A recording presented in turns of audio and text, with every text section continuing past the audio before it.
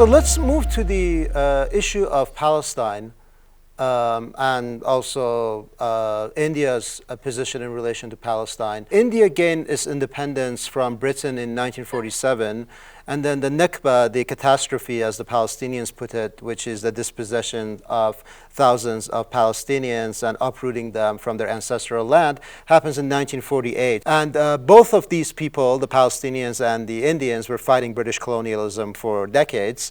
So I'm wondering, because the Nakba and Indian independence were so close to each other, how were the Indians viewing it at the time and in the immediate decades that followed the Nakba in 1948? When India got independent in 1947, I think the literacy rate of India was around 18 or 19%. And when I say literacy, in India, literacy means if somebody manages to write his own name and can read it, that person was considered to be a literate person. So the part of population which was aware of things happening around the world was probably less than 2%, or maybe even 2%. I'm being very generous. So basically, only the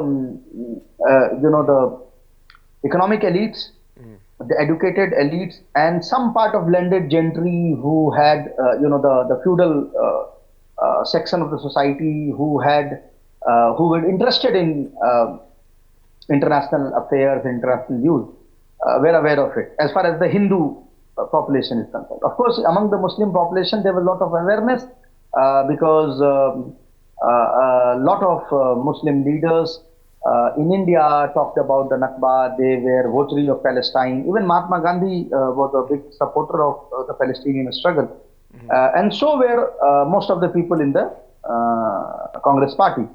And it was not just limited to Palestine. India was a big supporter of international anti-colonial movement in Africa. And while it did not support these countries with arms or training like Cuba did, but India supported them a lot in terms of diplomatic cover at the United Nations and other international forums, including but not limited to the non-alignment movement. And this happened till mid 60s, when most of the countries which were under the rule of some or the other European colonial power, they got independent. But this is the time when Nehru died and Indira Gandhi, his daughter, came to power, and with her also came, the more consolidation of the Indian state, as in it's a spy agency came into creation. A lot of things came into creation where the security dynamic of the state started to become paramount over international, support for international solidarity movement. Now, this is the time when India started its hidden but very definite relationship with Israel. At the forefront, the communist parties were very strong supporter of the Palestinian cause. So was the Congress Party. The organization which was the forefather of BJP at that point in time, the right-wing organization called Janastan, they started to have a very close relationship with Israel. And after the demise of Soviet Union and the Oslo Accord happened, India formalized its relationship with Israel. Now, the problem with in the case of India is, as I said, support for Palestinian cause was a very top-down decision. As I said, most of the people were illiterate. They had no idea about what is happening in other parts of the world. It was the intelligentsia, it was the intellectuals who decided that India should be a party to this. Now, if you look at today's India, I mean, of course, people are more educated now. They have their own biases. They have their own decision-making capacity. So, the support for Palestine has withered from bottom as well as from up. So, this erosion of the support for Palestine comes from top also, where the current ruling party is a big votary of Israel, and they They have ideological affinity with them, although they also have ideological affinity with the European Nazism and fascism. But that's the irony. Or rather, it is not an irony. I mean, Israel has very good relationship with every ultra-right, every neo-Nazi party in Europe. Everyone, each one of them. So I don't think this is a exception, probably. But same is the case with India. And this mutual hatred for Muslims, this dovetails. I mean, India's ruling dispensations hatred for Muslims and Israel, it perfectly dovetails also. So this relationship is flourishing. As far as support for Palestine is concerned, I don't think that this unfortunate slide is going to be reversed in the future, because as I said, a vast chunk of population among the Hindus who are aware of when I say aware, I mean they know that the conflict is going on. Not aware, as in not completely aware of the fact. Who are aware of the conflict, a vast majority of them, they side with the Israeli point of view. There's a really like funny meme on social media that you see that there's like that Indian guy who's like supporting Israel, and I can't always tell whether these are like real accounts. Like some of them, I'm like, what if these are actually like Israeli propaganda accounts that they just pretend to be Indian and they're promoting the Israeli cause? But I mean, what you're saying here, it could mean that there is, a lot of organic support from Hindus inside of India. True. In fact, it is also hilarious and unfortunate and ironic all at the same time. Is that if you go to, for example, Netanyahu's Twitter handle, and if he says something, you will probably find more Jews opposing him than the Hindus. I mean, the Indians are in droves at these IDF handles and, handle of Benjamin Netanyahu, supporting them and saying things like. But anyway, and this is the situation now. And it is also top down, because not explicitly, but, support for Palestine is being criminalized. I mean, Muslims, when they take out protest march on the issue of Gaza, people have been arrested, cases have been filed against them, and unfortunately, this is not just happening in the provinces which is ruled by BJP. It has also happened in the province ruled by Congress party. Why is it happening? I'll take you back to my previous comment where I said that the whole structure, I mean, the security structure is becoming pro-Israel. So it does not matter Congress is in power. I mean, the police officer, the bureaucrat, everybody is trying to criminalize the whole pro-Palestinian movement here. And it has happened. I mean, a lot of people have been detained, a lot of people have been sent to jail just for taking out a rally in support of Palestine. And, they'll say that, why would you take out rally in support of a third country or a people who are not Indian, but then the same people will take out rally in support of Hindus in Bangladesh. I mean, Bangladesh is also another country. Why are you taking out a rally in support of Hindus in Bangladesh? So as I said, this shift is top down as well as bottom up, and it is going to be, it is probably going to deteriorate, or probably it has reached full capacity, where Hindus outside of the fold of the Communist Party and a very, very small section of Hindus who are like liberal, come vote for Congress and they are a bit aware. They are the only one, very urban Hindu who stay in big cities or who have studied from good university. They are the only one who are carrying on this international solidarity movement for Palestine. Otherwise, I think it has largely dried up. Yeah, I think this contrasts with a country like Pakistan, where, as Muslim majority country, where there's like very popular mass support for Palestine, and in Iran too. I mean, in Iran too, it's kind of I would say the popular support is less than a place like Pakistan, especially because the government supports Palestine very much. So sometimes you have that kind of intellectual Yeah. reaction to it. But at the same time, in Iran too, I think the support is pretty extended. And in most Muslim majority country, I think you see a very big support for Palestine and the Palestinian cause. But let's talk about your own experience, because I think you told me that you were in Gaza at some point. So tell us what Gaza was like then, and what was the spirit of resistance, and what you experienced. It was long time ago. I'd gone to Gaza. It was a big team of Indian, What year did you go to Gaza? I think it was 2010 2010. Okay. or maybe 9. Okay. But it should be either 2009 or 10.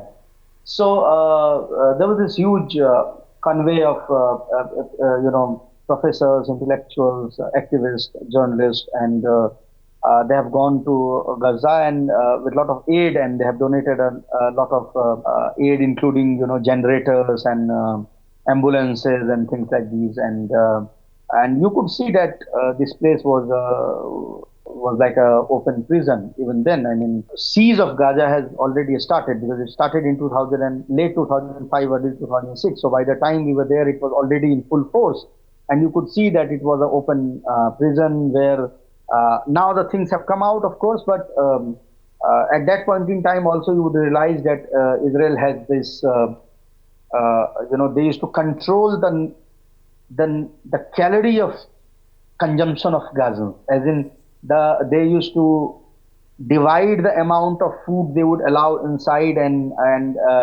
divide that number with the population of Gaza, and then calculate what amount of calorie do they want the average Gazan to take. I mean, it's a genocide in whichever way you see. I mean, the preparation of it was going on even at that point in time. I've been to other part of Palestine also, and other part of Palestine I've been several times, of course, to Ramallah and West Bank and Jerusalem, and even to the pre-1967 line. And of course, my experiences as a reporter was shaped by what I saw in these places, and I mean the travesty of justice, and the way every international norm, every international institution comes and dies at that place, was something which was defining and which left an imprint on me as a journalist. Yeah. And it still does. Yeah, and I was watching Dan Cohen. He's an American journalist, Jewish American journalist, and he was saying a similar thing, that he went to Palestine as like a very amateur journalist, and then like what he experienced impacted him so much that he kind of chose journalism as a career path, and also started making a lot of documentaries and journalistic work about Palestine. So I mean, yeah, I think that experiential element is really important, because no matter what, if you go to Palestine and see how the Palestinians are treated, I think you would be affected, unless you go on one of those Israeli state-sponsored tours that they give to U.S. congressmen and congresswomen, that they have a very neat and whitewashed experience of the Palestinian territories and of Israel. But then if you go on your own or without that guided tour, I think it would be a very different experience. And I think also Abby Martin, another very seasoned journalist, has done a lot of work in Israel, Palestine, and that experiential element I think is key. But yeah, please go on. I think last week I was going through a survey. I think I forgot whether Washington Post did it or some American newspaper, and they said that 33% of the Jewish teens now sympathize with Hamas, and 66%, or was it 76? I don't remember, but in the much above 50 of the same teens, they sympathize more with the Palestinian than the Israelis. This is the Jewish teens inside America. And you know how Israel organizes these trips, yeah, birthright trips for these teenagers, and I mean the brainwashing is amazing, but something has happened. In fact, I'll tell you, I was very surprised. I mean, a few years ago, when I was a visiting faculty at Warsaw University in Poland, I had gone to Krakow, and from there I had gone to visit the Auschwitz camp. And suddenly, I mean, there were, because it was a weekday, so it was not very crowded. There were some people, I mean, in low hundreds, but not more than that. It's a huge area, so low hundreds, they just vanish, in that large area. And suddenly I saw probably more than three, 400 kids of various age, probably starting from 8, 10 years to early teens, or rather say mid teens, around 15, 16. And as you know, I'm a supporter of Liverpool Football Club, and I was wearing a Liverpool jersey that day, or rather, I was wearing a sweatshirt They're actually because it was cold. playing Man City, I think, today. So yeah, Yeah.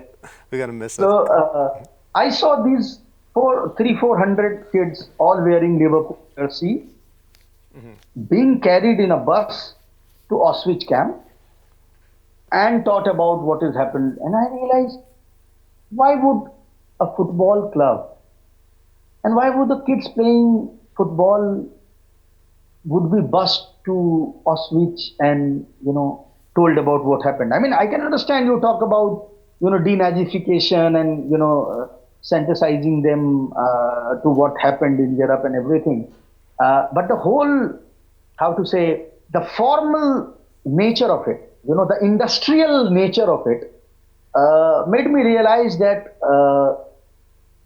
probably the grip is sleeping. I mean, Israel's grip among the Europeans is also slipping, and now you can see that in the amount of people who turn up for the pro-Palestinian rallies in the European capitals. Yeah.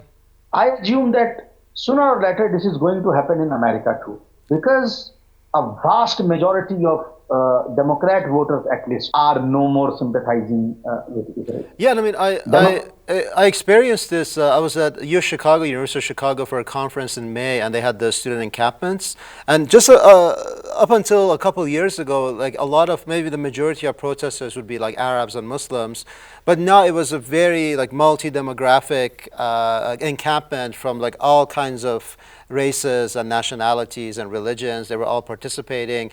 So I think it's really changing. And also, I mean, I think it's an interesting result of the open debate that they've been having in Western academia for the past 10, 20 years, where there's been a lot of fun on the issue of colonialism. And I think the young generation is seeing that, well, the settler colonialism that the French, for example, practiced, there's just so many similarities between that and what Israel is doing to the Palestinians and the Palestinian territories. So I think they're making the connections. But I think the problem is going to be that the donors and the administrations are going to crack down in the upcoming years, because they're going to see that, well, if they keep teaching about colonialism and doing the research and the honest conversations, then it's not going to be good for the Israeli settler colonial project. Thank you very much for the great responses and for the explanations that you gave to our audience. And I hope that you have a very good night in New Delhi. Thank you, Navid, and it was a pleasure talking to you. It has always been a pleasure talking to you, but it was amazing. Thank you you so much. Thank you.